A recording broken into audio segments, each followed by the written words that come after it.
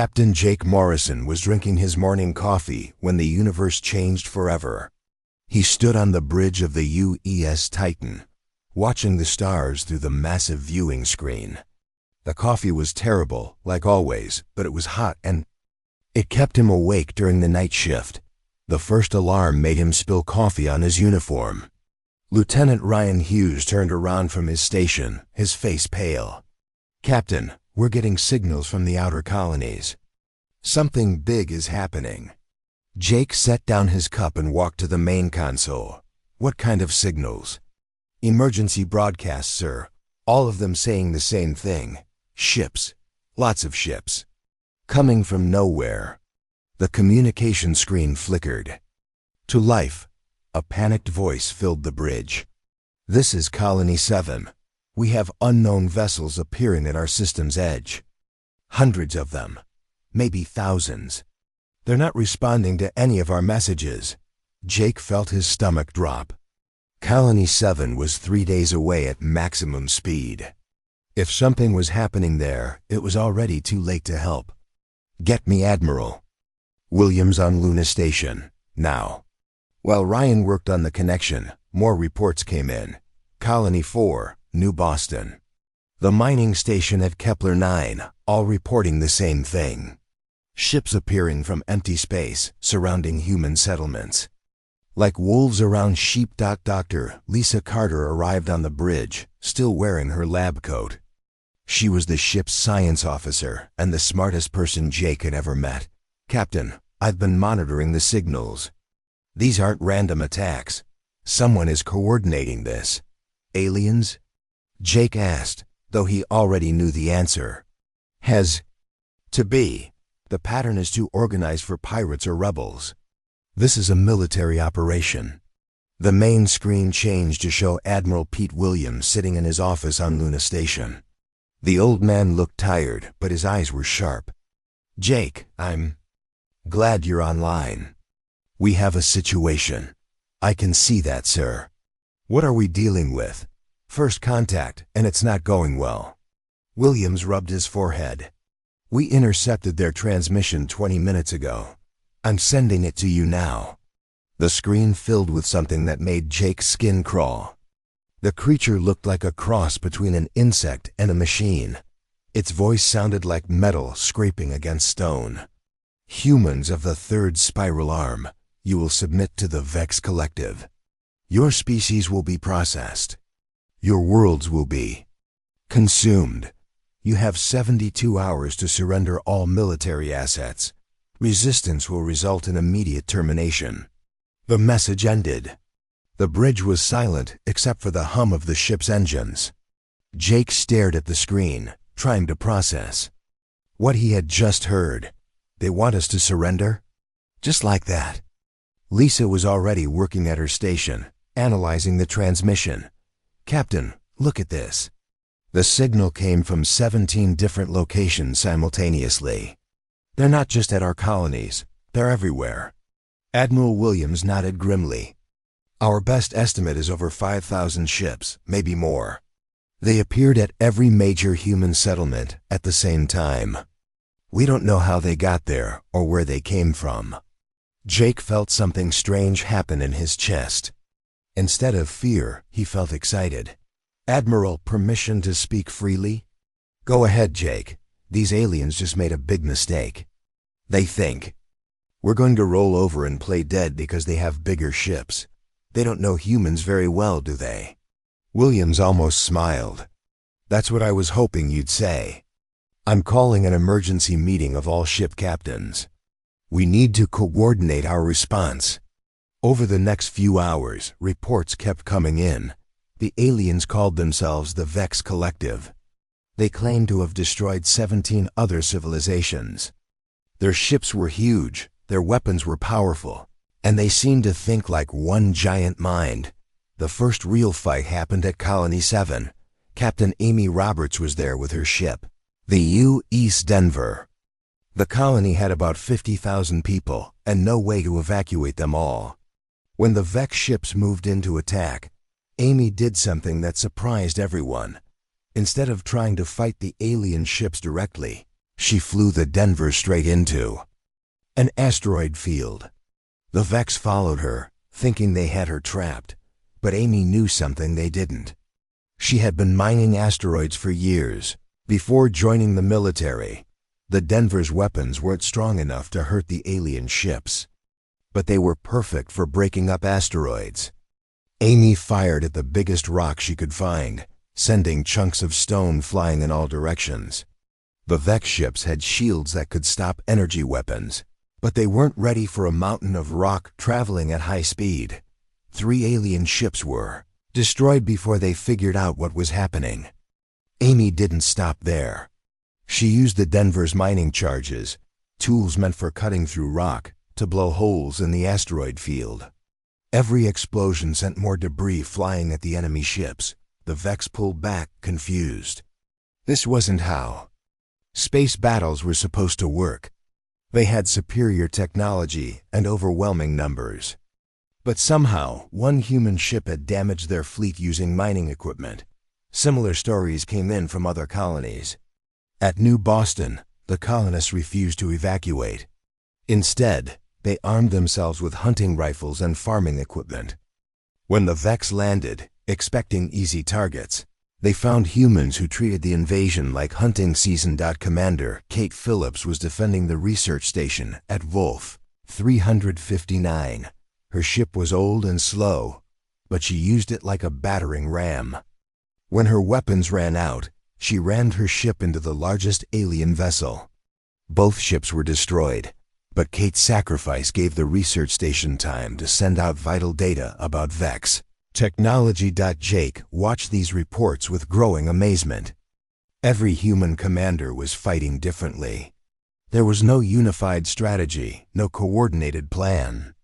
Each person was making it up as they went along, using whatever they had available. "Captain," Lisa said, looking up from her analysis, I understand what's happening. The Vex expect their enemies to fight logically. They've probably conquered other species by overwhelming them with superior tactics and technology. But humans don't fight logically, Jake realized. Exactly. We're too stubborn to quit, too creative to follow rules, and too crazy to be predictable. The Vex don't know how to handle us. Jake smiled for the first time since the invasion began. He opened a communication channel to the entire human fleet. "All ships, this is Captain Morrison.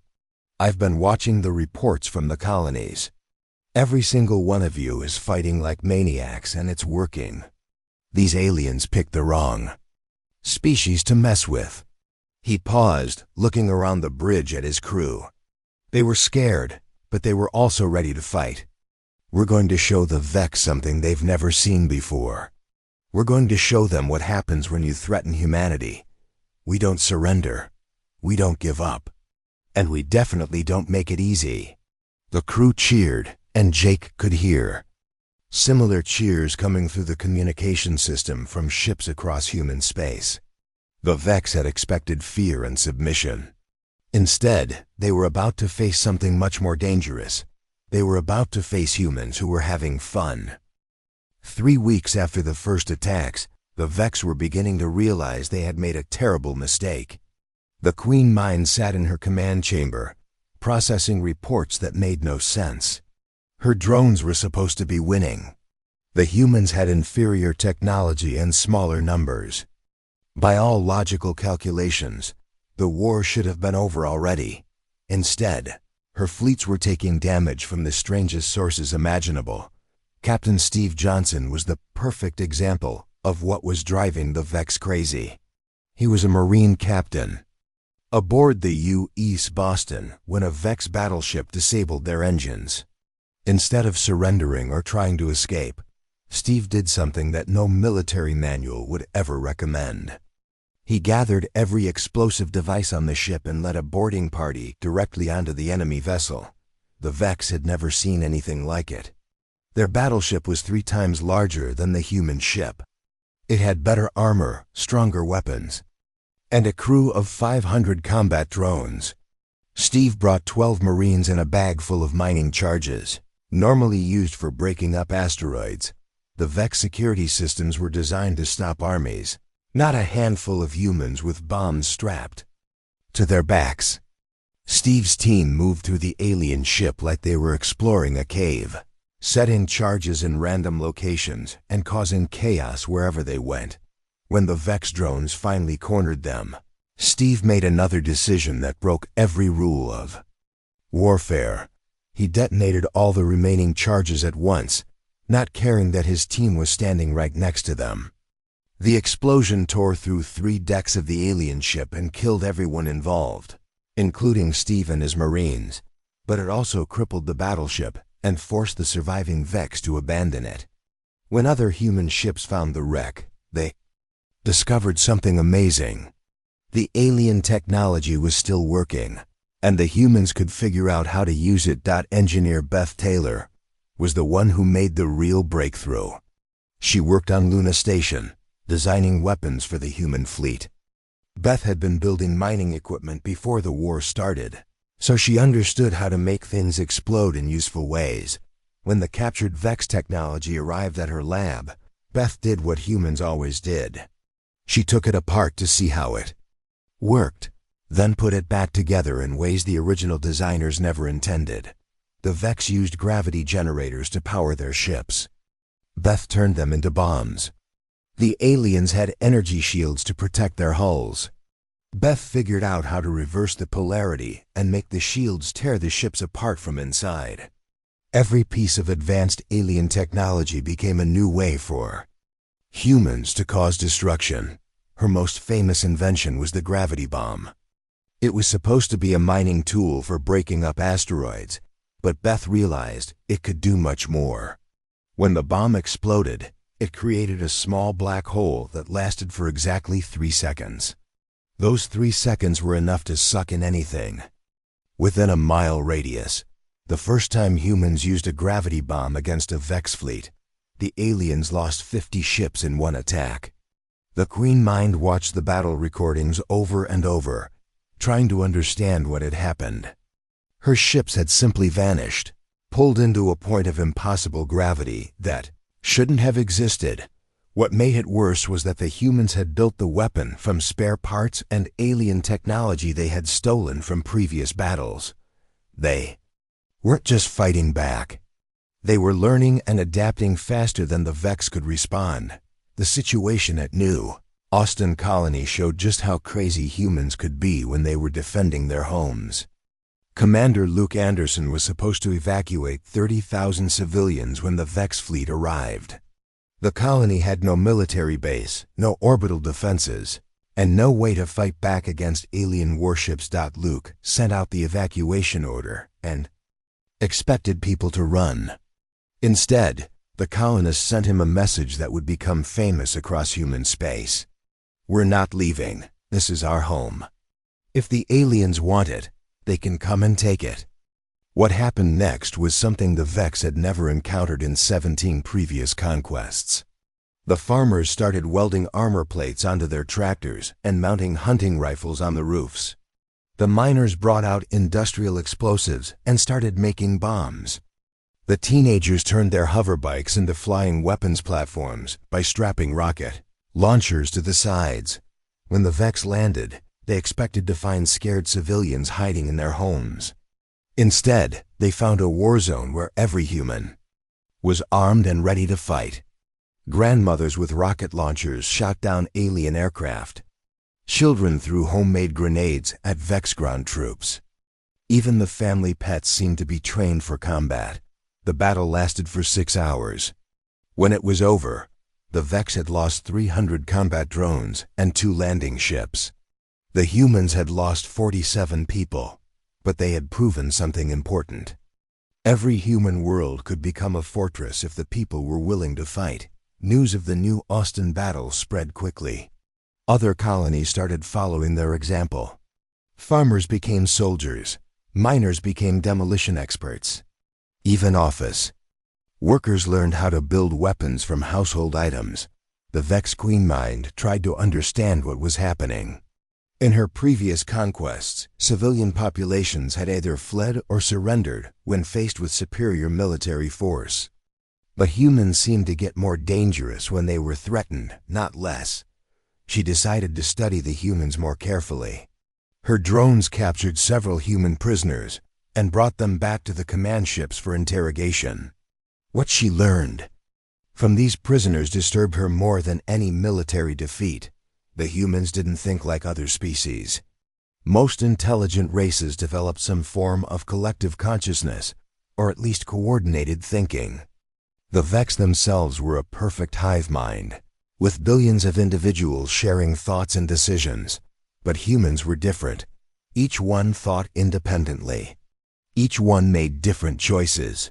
When faced with the same problem, 1,000 humans would come up with 1,000 different solutions. There was no way to predict what they would do because they didn't even know themselves until they did it. Dr. Alex Morgan was one of the captured prisoners. He was a scientist who had been studying alien technology on one of the research stations. During his interrogation, the Vex tried to understand how human decision-making worked. Why do your people refuse to surrender when victory is impossible?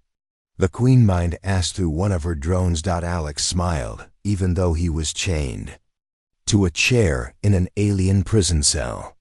Because impossible just means we haven't figured out how to do it yet. Give us time. We'll think of something.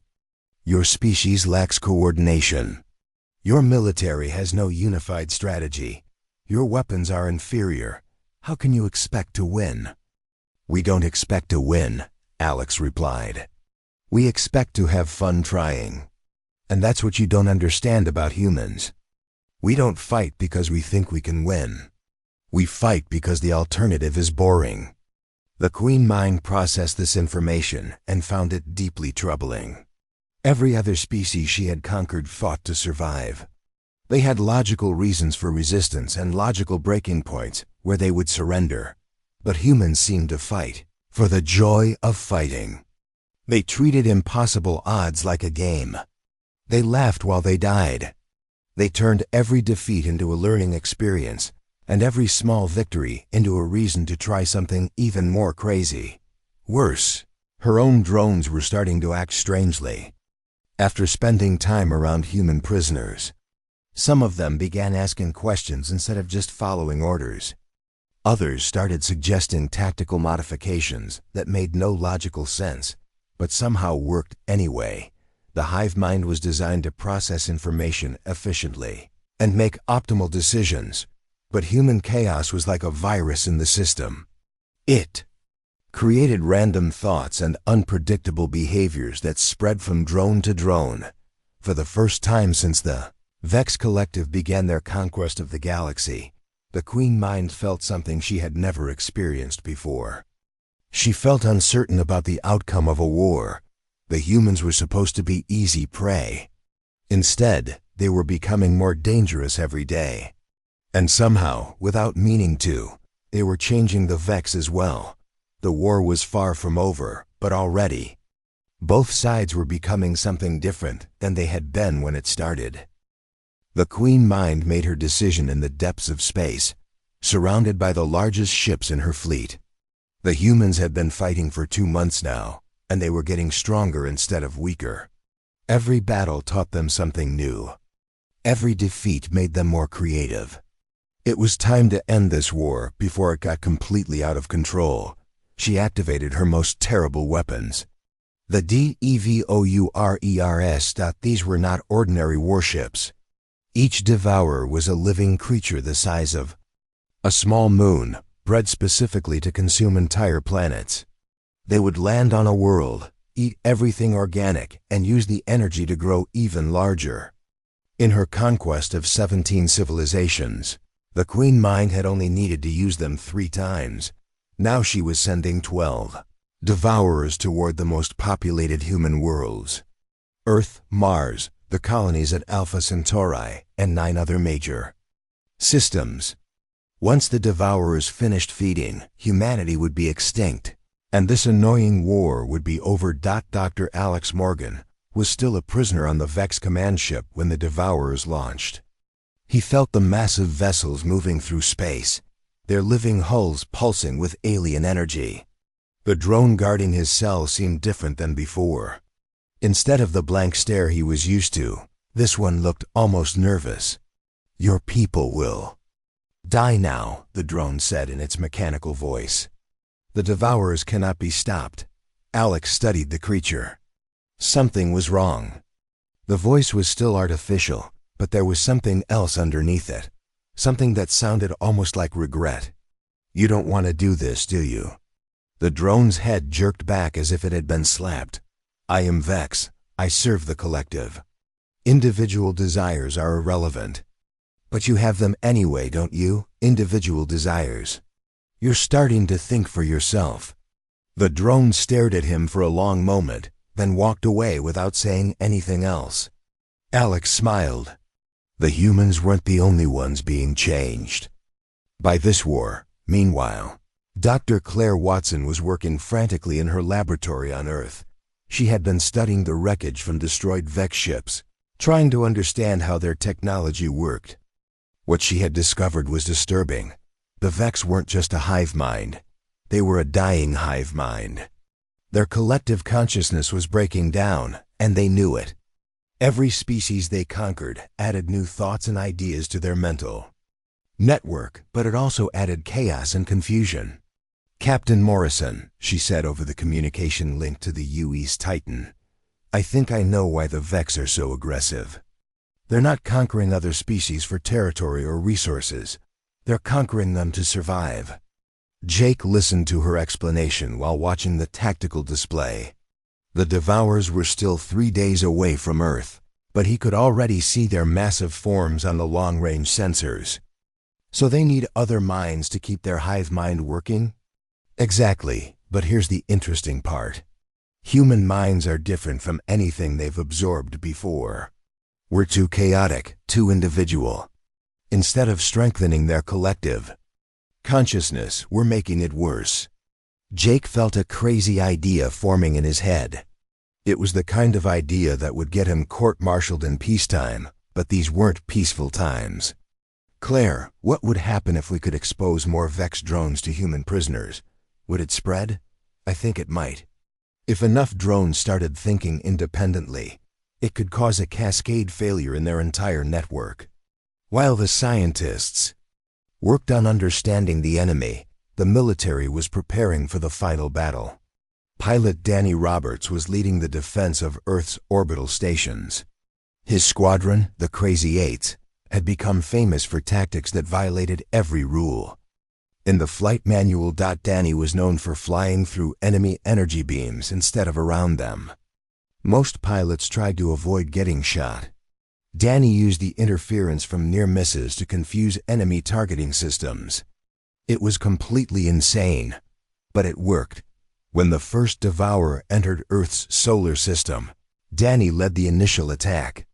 His 8 fighters looked like insects compared to the massive bioship, but they had advantages the Devourer didn't expect.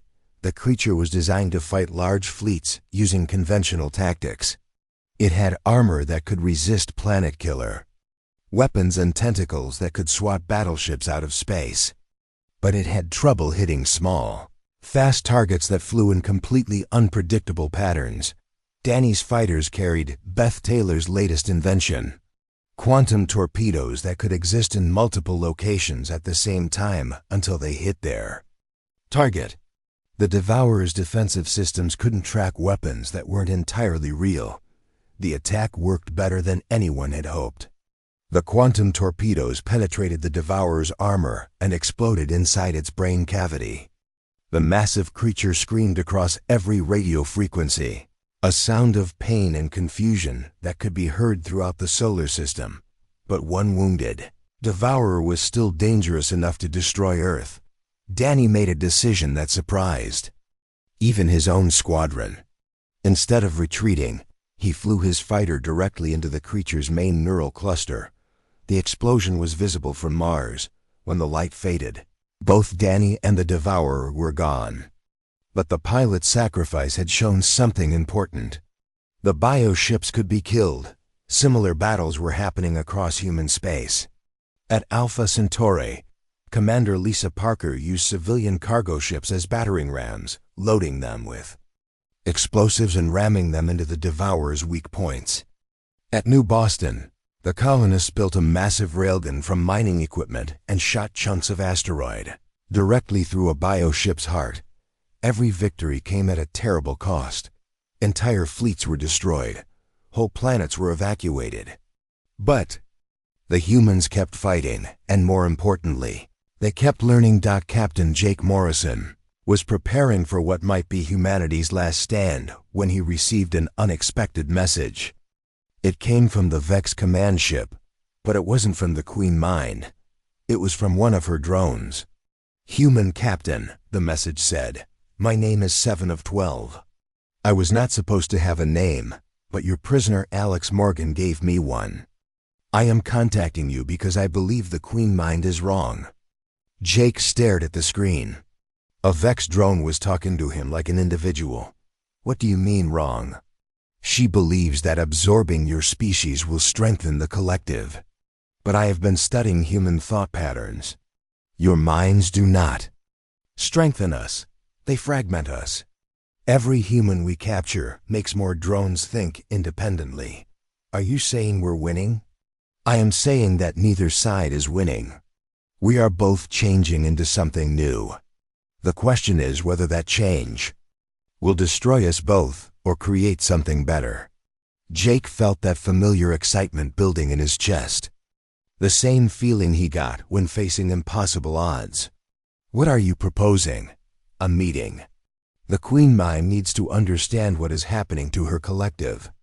And your people need to understand that this war cannot be won through destruction." Alone, Jake looked around the bridge of his ship. His crew was exhausted, his weapons were nearly depleted, and they were facing enemies that could eat entire planets. By any logical measure, they should surrender, but humans didn't do logic very well. They did crazy very well. "All right, 7 of 12. Let's set up this meeting. But I'm warning you, if this is a trap, we're going to make sure you regret it."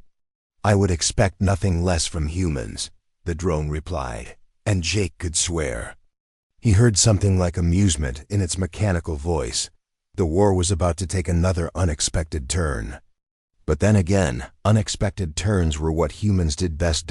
As Jake prepared for the strangest diplomatic meeting in human history, he couldn't help but smile. The aliens had wanted to test humanity's strength. Instead, they had discovered something much more dangerous.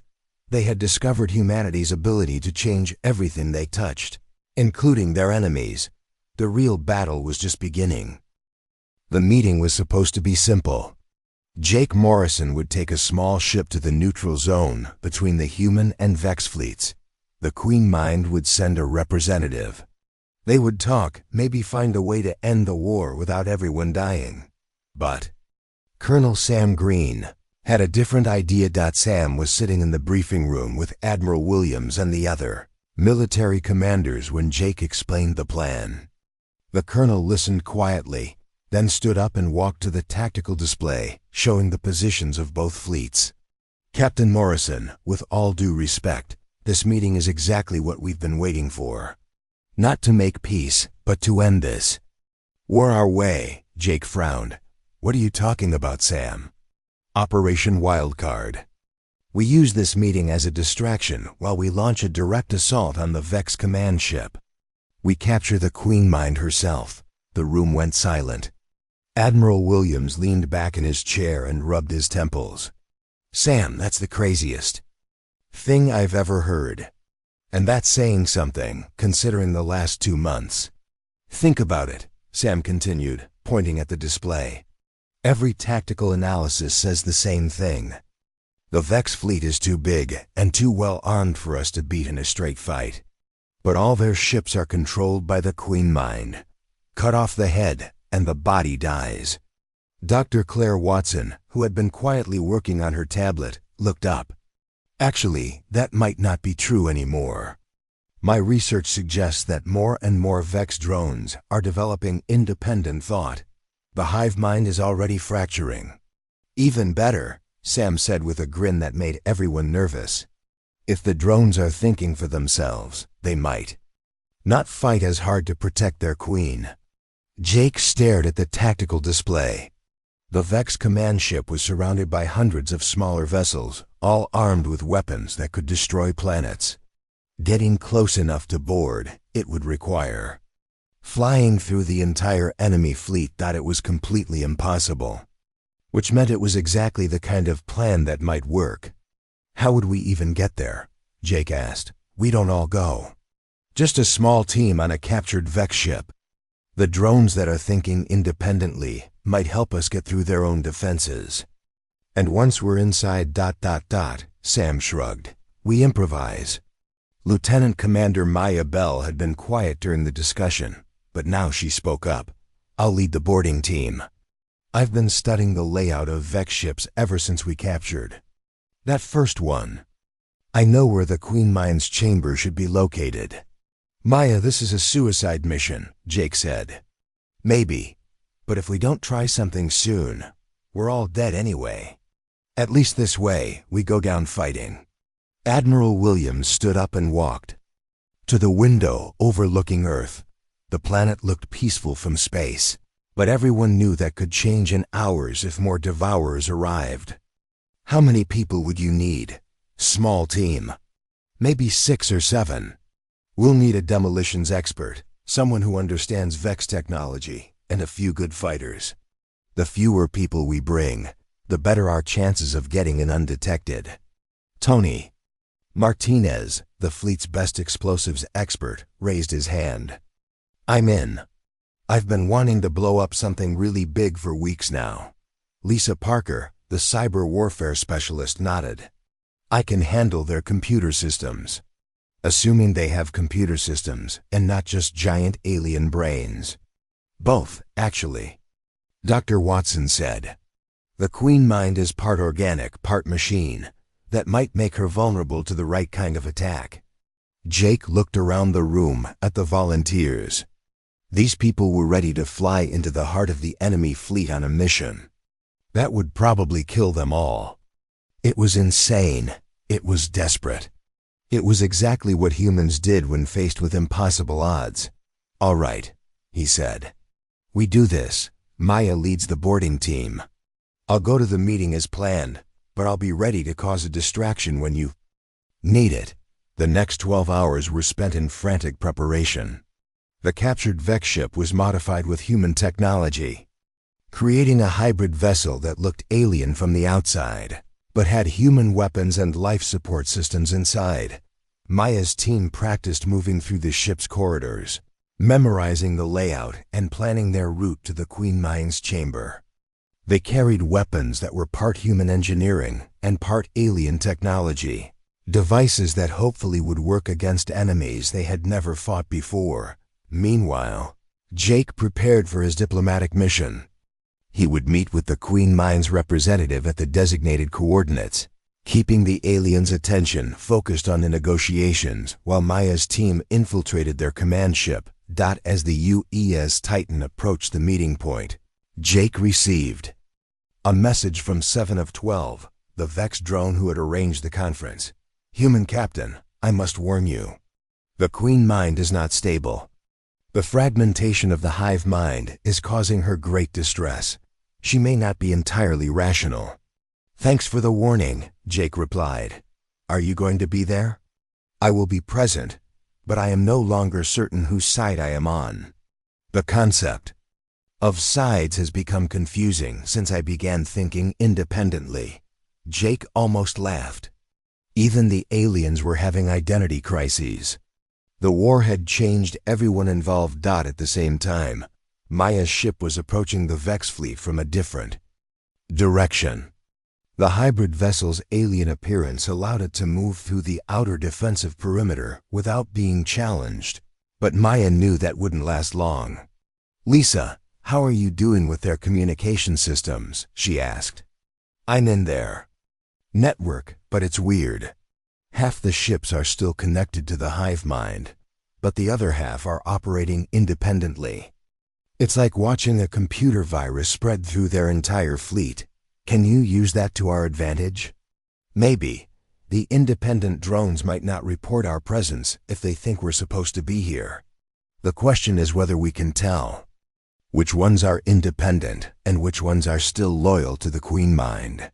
Tony was checking his explosives for the third time.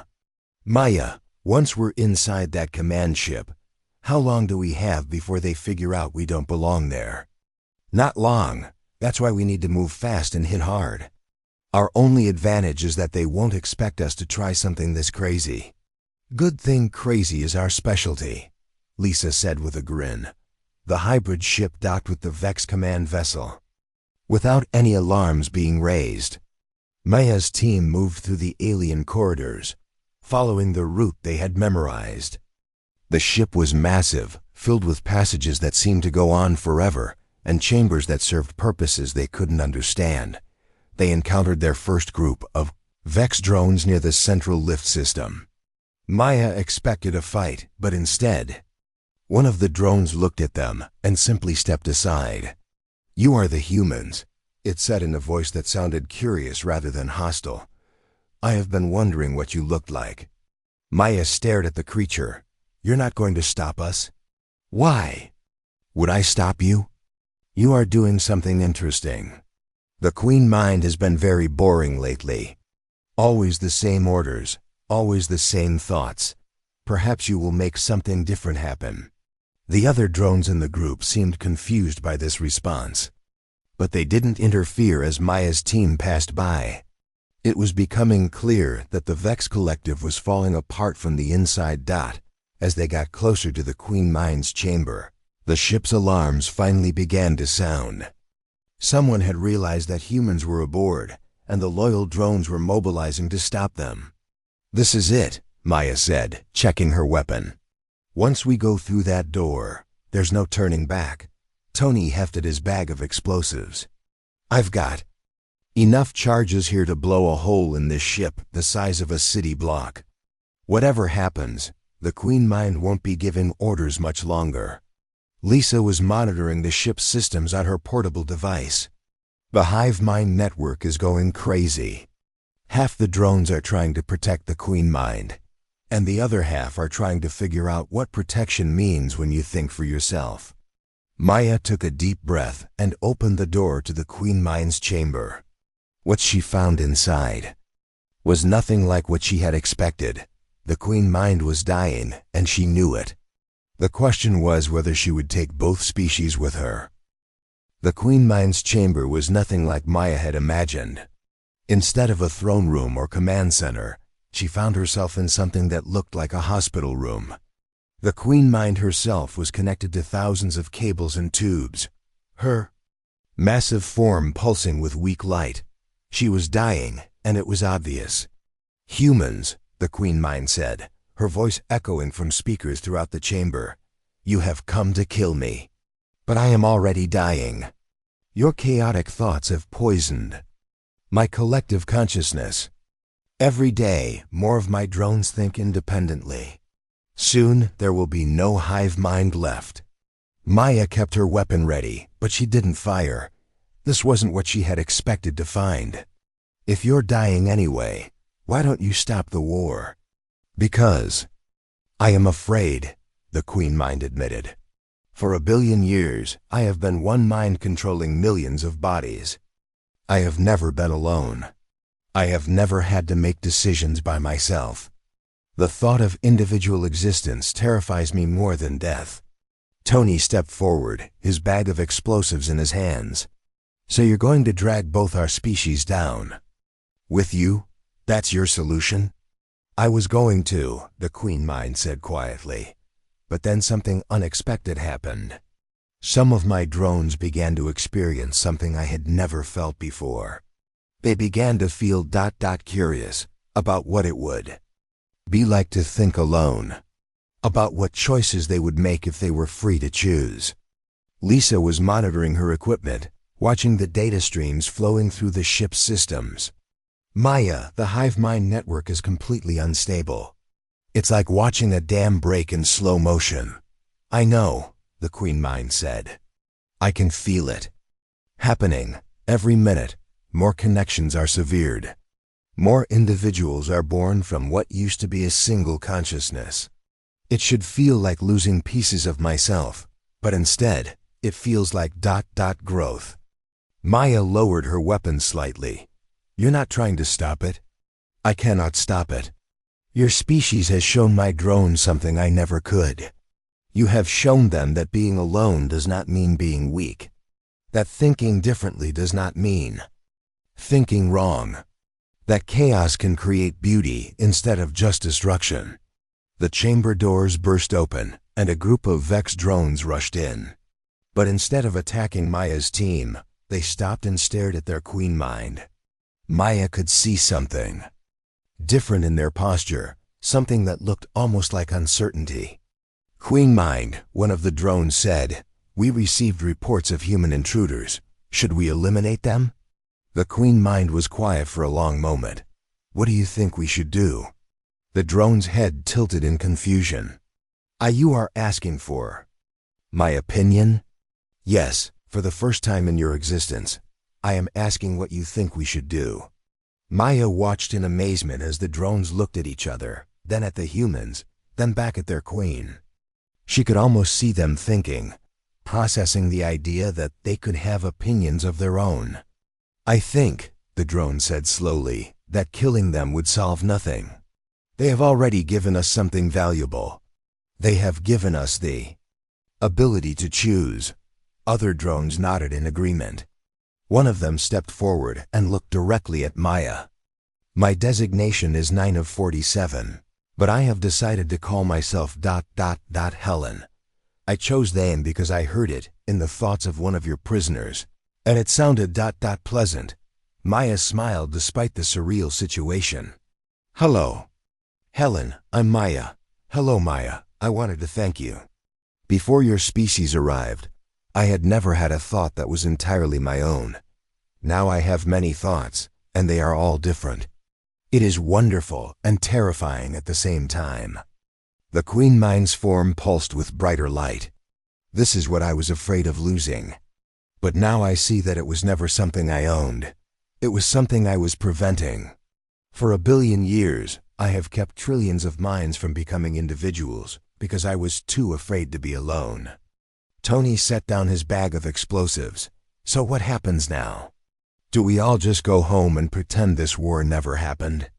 "The war is already over," the Queen Mind said. "But the question is what comes next. My fleet is dissolving into millions of independent ships. Some of my former drones want to return to distant space and build new civilizations. Others want to learn more about individual existence, and some—" She paused, her form flickering. "Some want to stay near human space and learn from you. You have taught us that diversity is stronger than unity, that questions are more valuable than answers, that chaos, properly directed, can create wonders." Lisa looked up from her equipment. "The network has collapsed completely. Every Vex ship in the fleet is now operating independently." Maya felt a strange mix of victory and confusion. They had won the war, but not in any way she had imagined. What about the Devourers, the ones that are still attacking human colonies? Helen spoke up. "We can recall them. Those creatures were grown from the hive mind's hunger for new consciousness. Now that we understand individual choice, we no longer need to consume other species. We can grow our own diversity." Captain Jake Morrison's voice crackled through Maya's communication device. "Maya, what's your status?" "We're reading massive system failures throughout the Vex fleet." "Mission accomplished, Captain," Maya replied. "But not in the way we planned. The war is over, but I think we're going to need a lot of diplomats instead of soldiers for what comes next." The Queen Mind's form was growing dimmer. "I am the last remnant of the old hive mind. When I die, the transformation will be complete. But I am no longer afraid. I have seen what my children become when they are free to choose their own paths." She turned her attention to Maya's team. "Humans, you came here to destroy me. Instead, you have saved us. Not from death, but from a kind of living death. From existing without truly being alive." Tony scratched his head. "So we won by losing, or lost by winning? I'm getting confused." "You won by doing what humans always do, Helen said. You changed the rules of the game entirely. The Vex Collective came to conquer you, but you convinced us to conquer ourselves instead, to become more than we were. The Queen Mind's voice grew softer. There is one last thing. Throughout this war, both our species have changed. Your people have become more united in the face of a common threat. My people have become more individual in response to your influence. Perhaps this was the real purpose of our meeting. Maya felt tears in her eyes, though she wasn't sure why.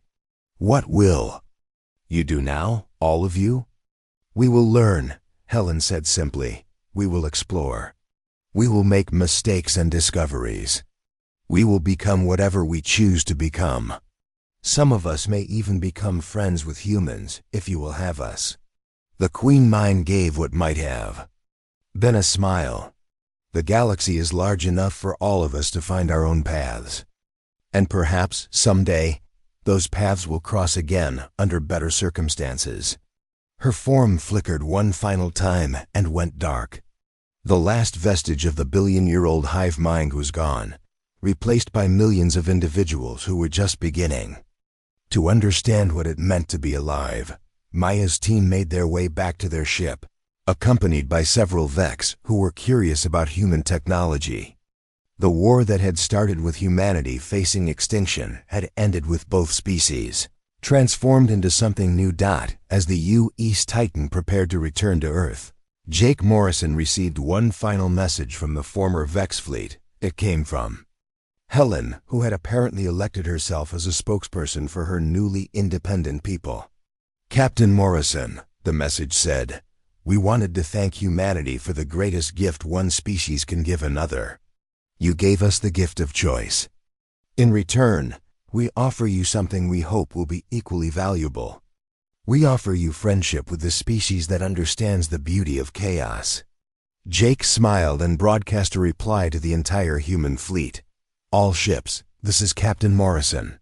The war is over, but the adventure is just beginning. We came out here to defend humanity, and we ended up creating something entirely new. Not bad for a day's work. As the human and former Vex ships began their journey home, a new message arrived from deep space. Another alien empire had heard about the war and wanted to test their strength against the species that had defeated the mighty Vex Collective. Jake read the message and started laughing. He forwarded it to Admiral Williams with a single comment. Sir, I think we're going to need a bigger fleet and more coffee. This is going to be fun. The humans had learned something important about themselves during the war. They didn't just survive impossible challenges. They turned impossible challenges into opportunities to become something better. And across the galaxy, other species were about to learn what that meant.